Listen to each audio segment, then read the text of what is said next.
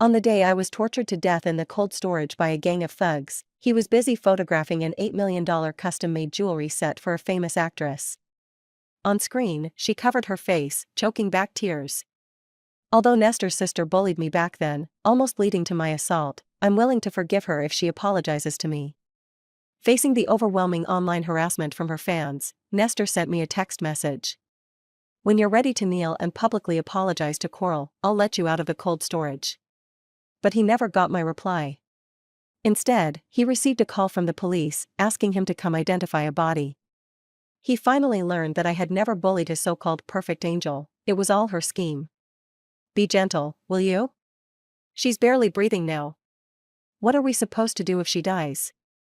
I lay on the cold floor of the storage room, too weak to open my eyes.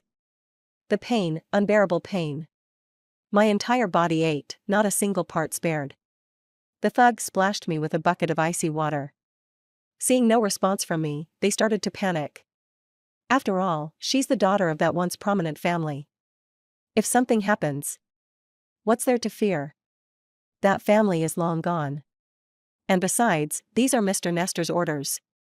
Yes, my family has long since been destroyed.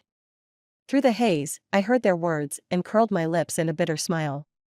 If only I had listened to my grandfather and not insisted on bringing Nestor into our family, I wouldn't have ended up like this.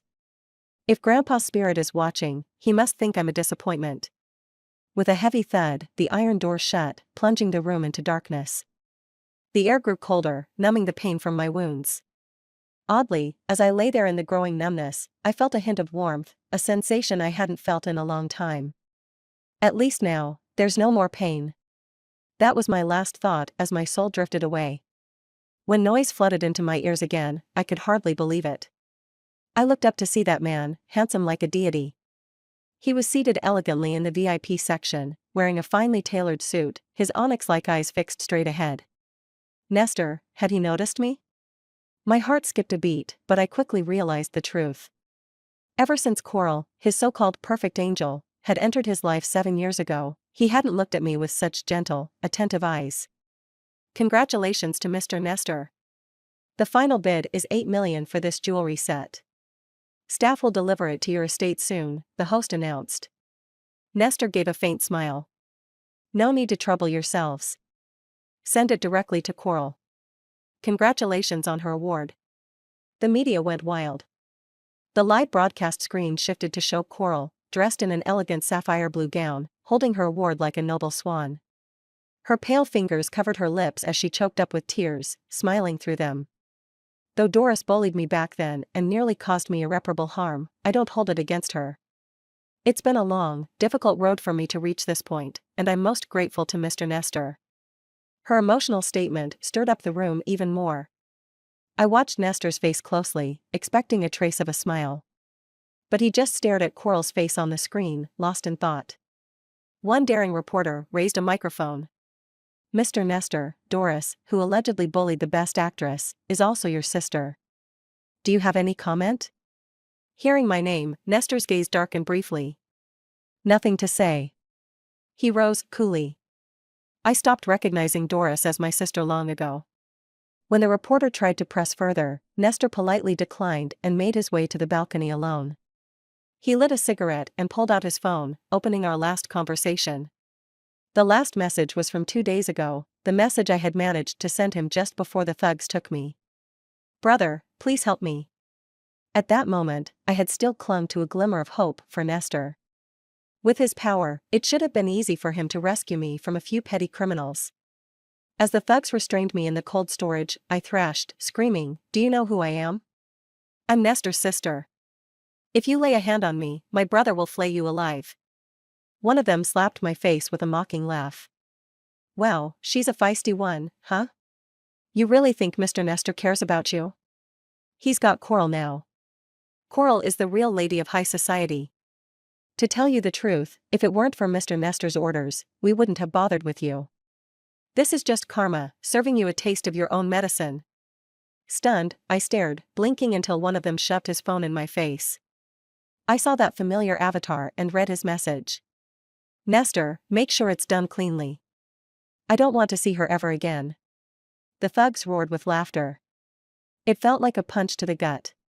My head buzzed as hot tears streamed down my cheeks.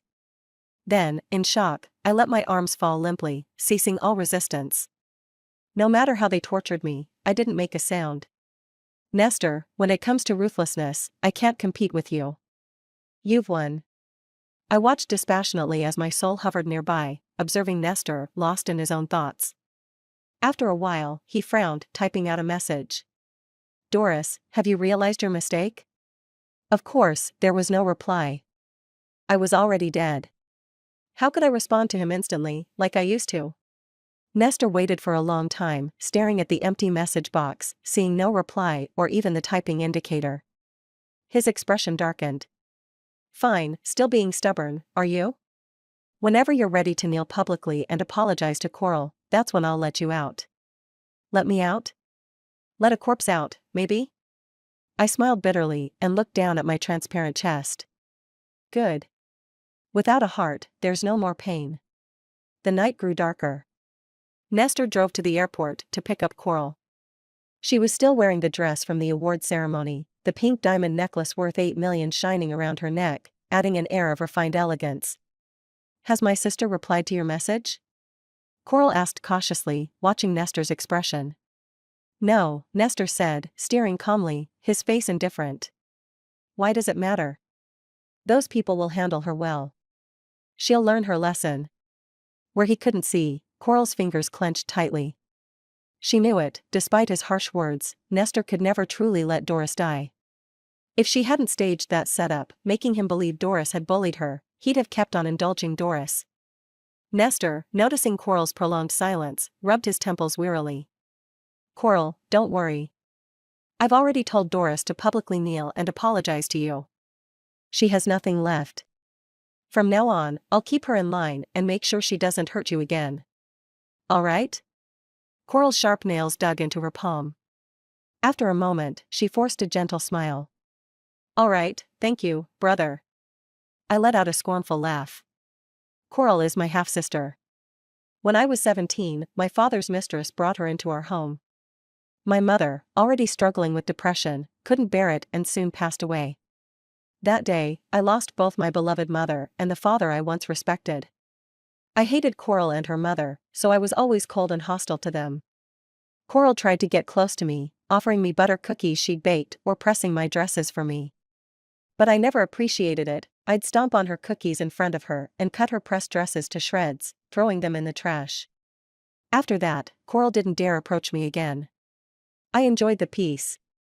Until one day, I accidentally saw Coral crying in Nestor's arms, looking as pitiful as a flower in the rain. Brother, my sister doesn't like me. She's always targeting me. I'm afraid I'll end up dead in this house someday.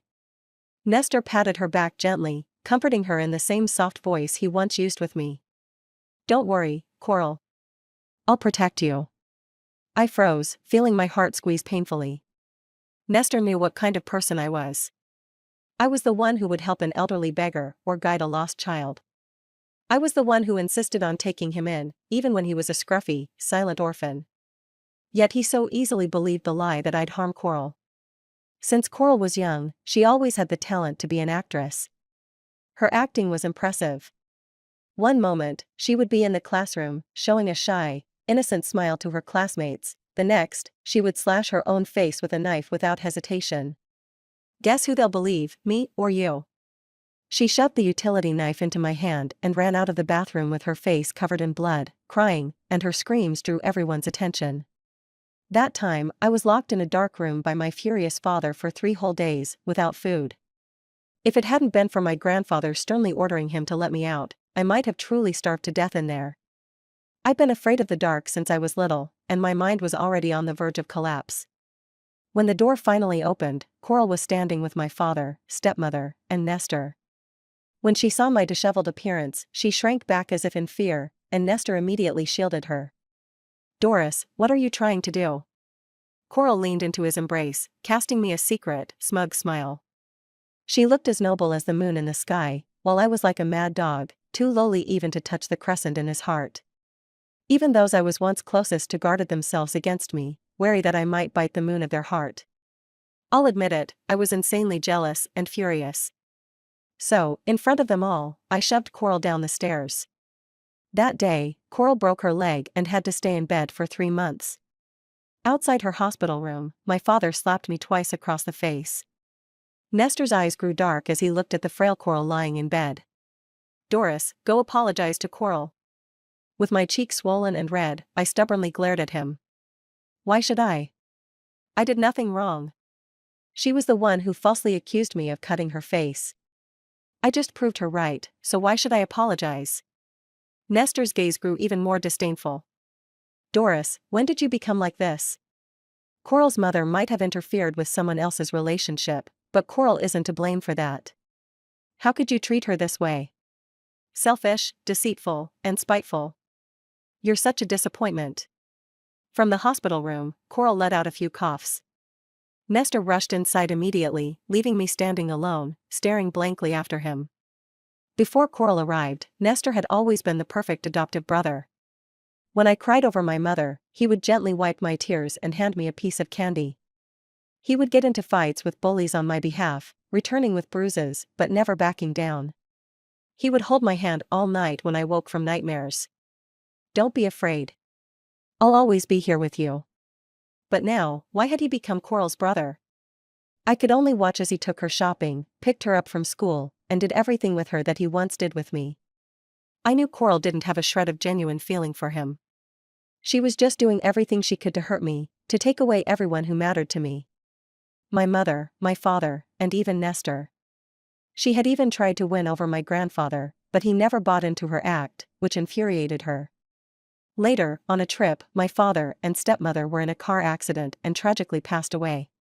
The blow was too much for my grandfather, and he fell gravely ill. On his deathbed, he left a will. 90% of his assets were to go to me. The remaining 10% was to be split between Nestor and Coral. Their pretenses finally crumbled. My father had always been the typical spoiled playboy, drinking and indulging in every vice. My grandfather would shake his head, saying that if the family business were left to him, he'd squander it away in no time. So, he had long ago decided to leave his fortune to me and planned to find me a trustworthy, capable, and honorable childhood husband to groom alongside me.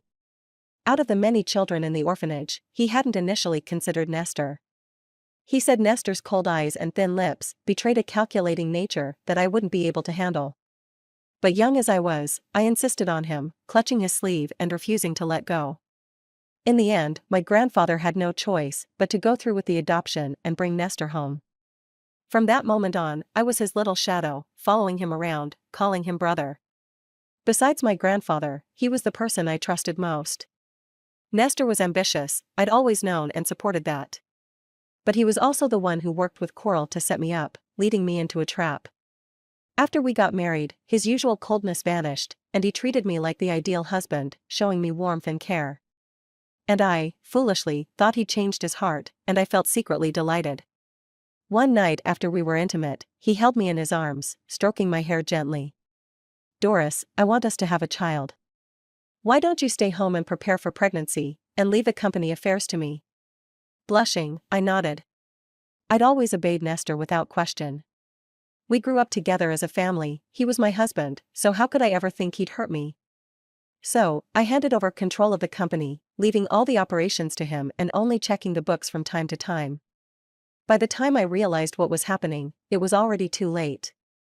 Just as I was dreaming about our future child, poring over name dictionaries, wondering if they would look more like me or Nestor, I discovered that he'd falsified the accounts and secretly started his own company with Coral, swallowing up my grandfather's legacy. Now, the once mighty corporation was a hollow shell. My shares and assets had shrunk to a fraction of their value, while Nestor had transformed into the CEO of a publicly traded company, a rising star in the business world. "Doris, just announce that you're transferring all your shares to Coral, and I'll call off the acquisition, saving you the last shred of your family's dignity." In the boardroom, Nestor looked down on me, his gaze cold and distant. "You're still my wife in name, and you'll be well provided for." Biting my lip, I held back tears, trembling with anger. "Nestor, what do you take me for?"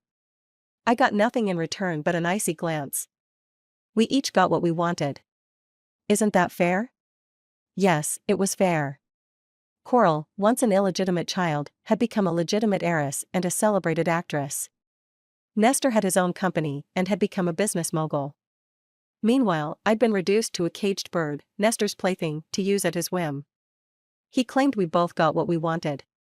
But all I ever wanted was his love. In the dark of the night, a sports car sped silently down the highway. My soul floated above, watching Nestor and Coral, both harboring their own agendas. I couldn't help but find it amusing. Didn't they ever get tired of pretending? Especially Nestor. He was so close to marrying Coral, he didn't even need to worry about how to divorce me. He should have been popping a bottle of champagne, celebrating his newfound freedom.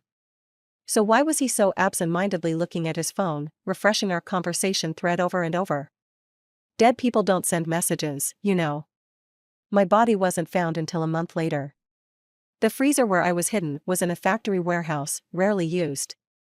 If it weren't for a worker retrieving goods, they probably never would have found me. When they did, my pitiful, frozen form scared them out of their wits, and they fled the cold storage to call the police. In the meantime, my soul seemed bound to Nestor, forced to follow him wherever he went. I watched as he moved in with Coral. When he worked, she would wear a silk nightgown and rub his shoulders. When she was out on assignments, he'd pick her up late at night, protect her at social events. They appeared every bit the loving couple everyone admired. But only I knew how hollow their relationship truly was. Nestor grew more distracted by the day. Even when he was with Coral, he'd often stare blankly at his phone, gazing at our old conversations. It happened again and again until Coral finally exploded. "Doris, it's always Doris. Nestor, do you even care about me? You're with me now, so why are you still so hung up on her?" Nestor frowned, putting his phone away. "Stop being ridiculous. I just want her to step forward and apologize. That would be the quickest way to calm the media storm." During the awards ceremony, Coral publicly sobbed and accused me of bullying her, sparking intense debate among netizens. The fanbase of an actress is no joke, they're fierce. They managed to dig up my personal details, my home address, and even the schools I attended.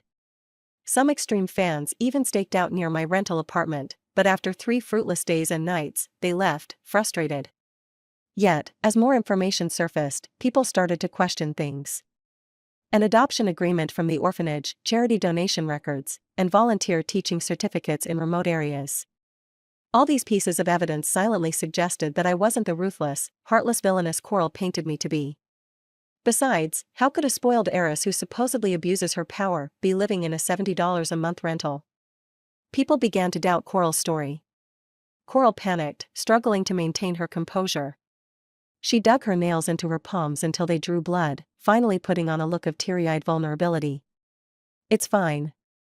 I don't mind," she said, forcing a tremulous smile. "I'll just have the PR team manage the comments.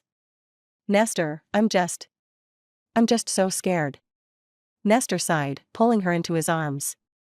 "Coral, I won't leave you."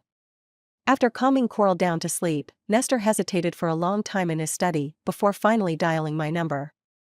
He was prepared to question me after nearly a month without contact. But all he got in response was a series of busy signals.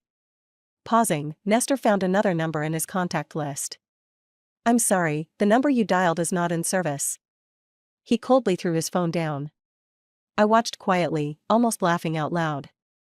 Those thugs had been involved in a murder. Though they were under Nestor's powerful protection, they had fled in fear long ago. He had once told me he never wanted to see me again. Now, what's this? Regret? After a dazed moment, Nestor picked up his phone, called his assistant, his hand shaking slightly. "The warehouse in the outskirts, yes, go check if anything's happened there." That's when I sensed something was off. Did Nestor not know that I was already dead? His assistant soon reported back. "There's nothing unusual. Only one warehouse was cordoned off recently, and I heard there was a criminal case a few days ago. It's still under investigation." Nestor's assistant sounded puzzled, clearly not understanding why the boss would send him to check some rundown warehouses in the middle of the night. "A criminal case?" Nestor's face contorted, and his voice rose abruptly. Just as he was about to ask more, the bedroom door suddenly opened, and Coral came out, rubbing her eyes. "Nestor, why aren't you asleep yet?" "It's nothing. Nestor quickly ended the call. Coral clung to him playfully, insisting he come back to bed with her. Distracted, Nestor reluctantly lay down beside her. With Coral's beautiful face nestled in his arm, he still couldn't fall asleep. Coral asked him what was wrong. Nestor steadied himself, cold sweat pooling in his palms before he finally spoke, his voice trembling. There was a criminal case at the warehouse in the outskirts. Do you think, could something have happened to Doris? What? Coral cried out in shock. In the darkness, Nestor sensed Coral's panic wasn't quite natural. He got up and turned on the light, staring hard into Coral's eyes. Do you know something? Coral forced herself to stay calm. How would I know? Nestor, weren't you the one who said to lock her up for a few days as a warning? But, those people know their limits. It was supposed to be just 2 days. How could it end up being a criminal case? Nestor muttered softly to himself. Doris hasn't answered her phone for a long time either. Do you think she got hurt? Could something have happened to her? I smiled silently. Oh, now he remembers to worry about me. Nestor, did you ever think about whether I might get hurt, or worse, when you ordered those people to lock me in the freezer to teach me a lesson? Brother, you really are a hypocrite. Coral, afraid he'd think too deeply, quickly tried to cover up. No way. She hasn't reached out all this time, so she must have run off on her own. She's probably still mad at you and doesn't want to contact you.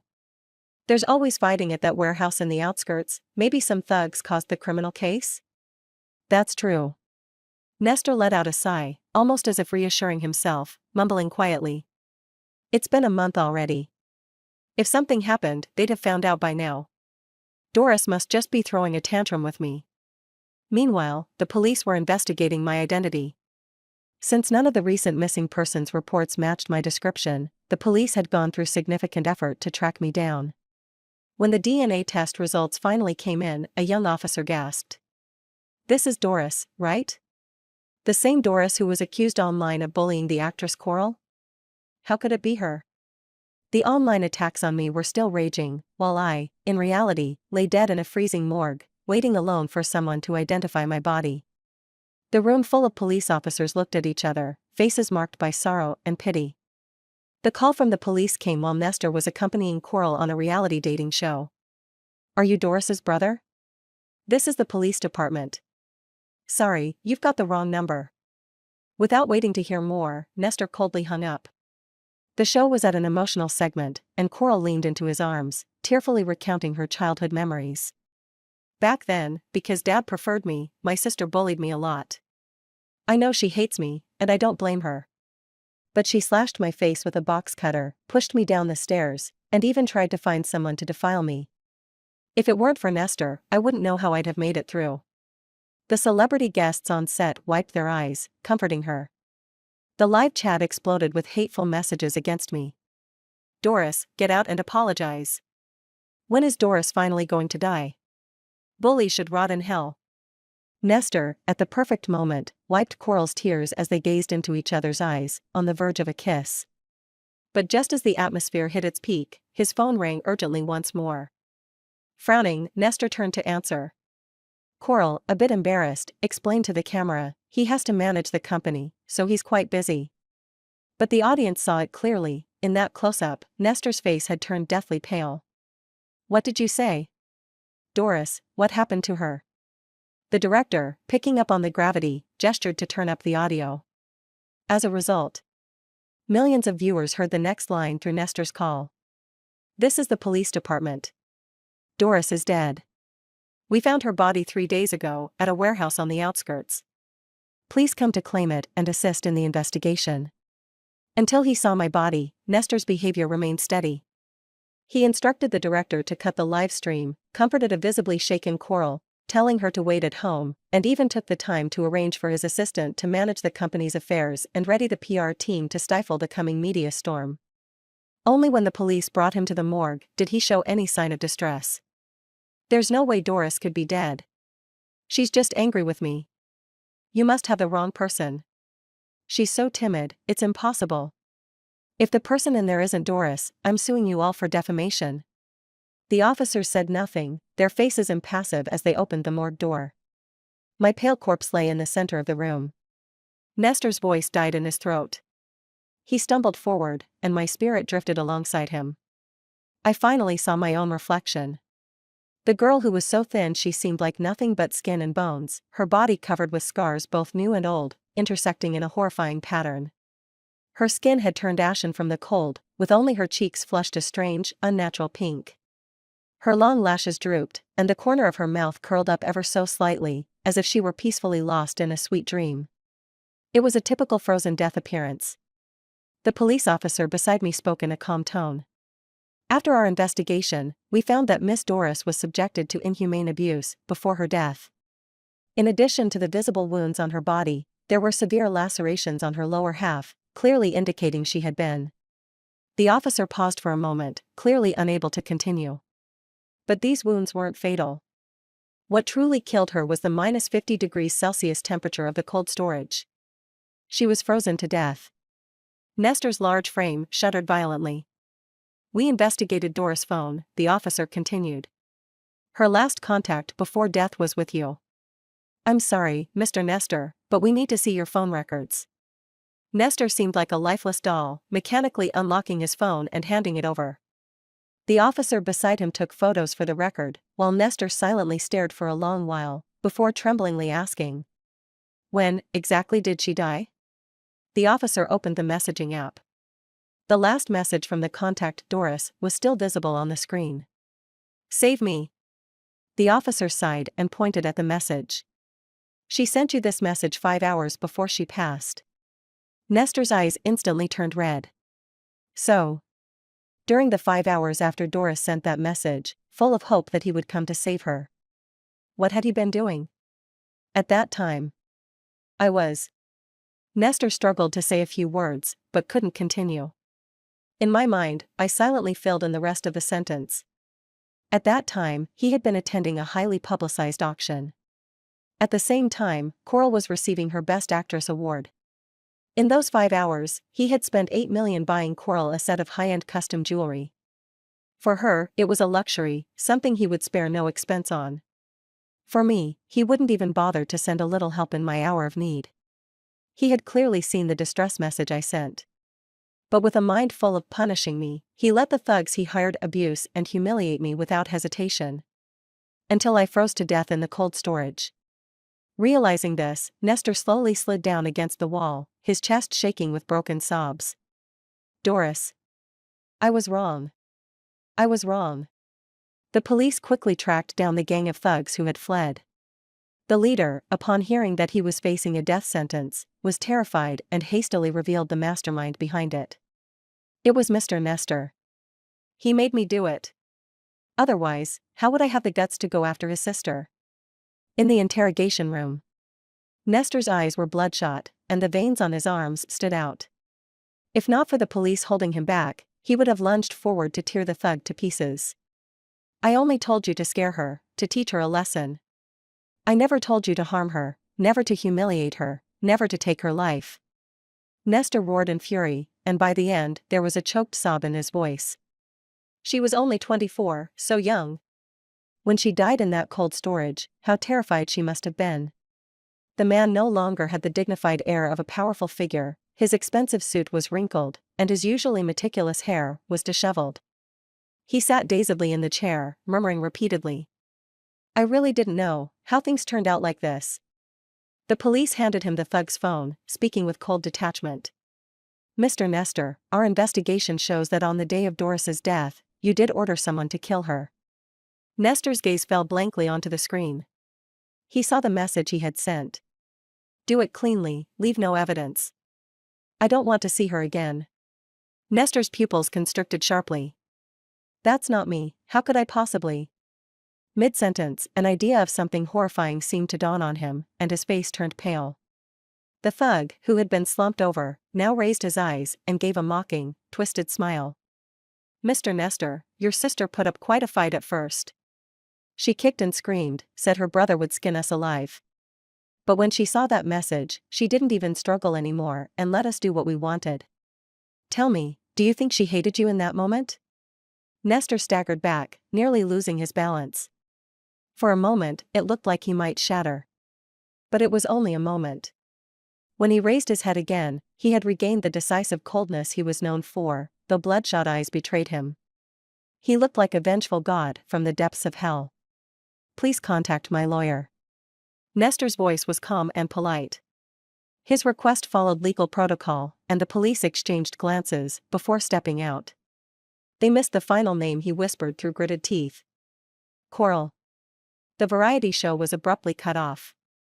But since it was a live broadcast, countless viewers across the internet had already heard the news of my death. Instantly, social media erupted in chaos. Coral's most extreme fans were still recklessly shouting, "Doris deserved it. Who told her to bully our Coral? This is karma." Some bystanders spoke up, unable to bear it.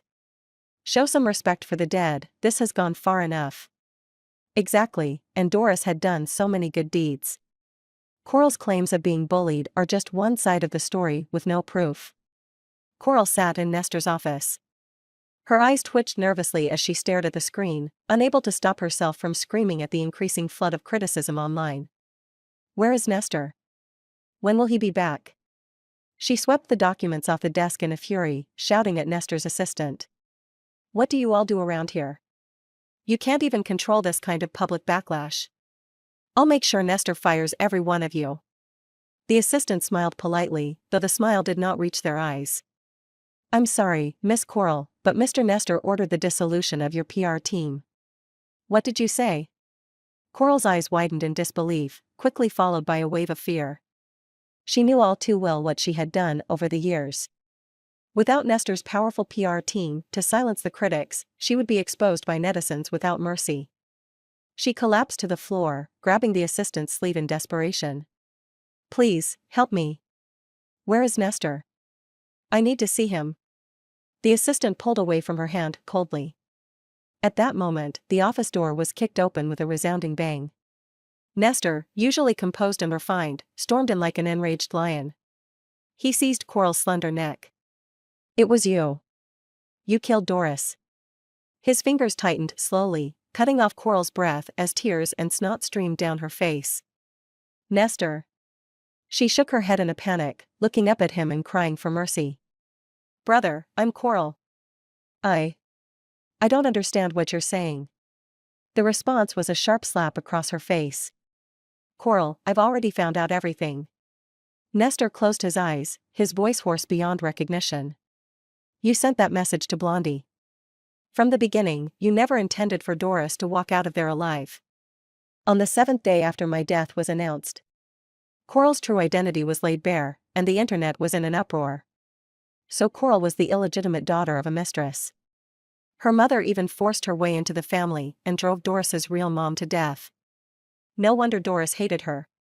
Nestor was actually an orphan whom Doris's family adopted, and they were even engaged to be married from childhood. Yeah, and Coral, who was brought into the family later, dared to interfere with their relationship. Like mother, like daughter. Nestor isn't exactly innocent either. He conspired with Coral to swindle Doris out of most of her wealth to build his own company. Even at this point, many of Coral's fans were still stubbornly defending her. They claimed that, no matter her background, I shouldn't have bullied her. That I was so malicious, I deserved what came to me. Until the official account of Nestor's corporation released a video. In the video, Coral, once radiant, appeared disheveled and defeated. She waved her arms like a madwoman, screaming at the camera. Yes, I hired people to kill Doris, so what? I hated her. Why should she be the pampered heiress while I was just the bastard child?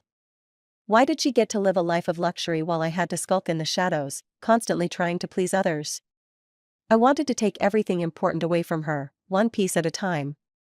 Nestor's face was dark, but Coral grinned, showing her teeth in a deranged smile. I succeeded. Because Doris was a fool, and so were the people around her. All I did was make a little cut on myself with an art knife, and you locked her in solitary confinement for 3 days. She pushed me down the stairs, and I only twisted my ankle. But I lied and said it was a fracture, and you believed me. The stairs were less than 2 meters high. Ha ha ha. Nestor, you're such an idiot. In the video, Nestor's expression twisted into something monstrous. But Coral kept going, oblivious. Oh, and those thugs? That was my scheme too. I hired actors to pretend to block me in an alley and then pinned it on Doris afterward. My dearest brother, you didn't even investigate and took my word for it. Nestor ground out, enough. Coral cackled hysterically, pointing a slender finger at him. I killed Doris, but you're no better, are you? Nestor, we should go down together, straight to hell. The video cut off as Coral lunged at the camera. The online uproar fell silent. No one knew that after the video ended, Nestor sat on the balcony for the entire night. The cold wind from the rooftop was biting, but he didn't move, like a statue, holding tightly to a photograph. It was a childhood picture of me and Nestor. Nestor gazed at the photo of the young girl, momentarily lost in thought. 6-year-old Doris clung to his arm, her bright smile revealing 2 dimples as she looked up at him, eyes full of joy. His trembling fingers lightly touched my face in the photo, only to draw back as if burned. In a daze, he muttered under his breath. Doris. So, we were once this close. I silently stared at the photograph, feeling a complicated wave of emotions. In truth, Nestor and I had taken many photos together from when we were 6 until I turned 17. Abandoned at the entrance of an orphanage as a child, he never knew his birthday. When I brought him home, my grandfather decided we would share the same birthday. Every year, we would take a picture together and add it to the album. Back then, Nestor was an attentive older brother. I still remember the first time I saw you at the orphanage. You wore a pink dress and stepped down from the nanny's car, surrounded by people. Nestor stared at the young girl in the photo, as if trapped in a memory from long ago. You looked like a little princess.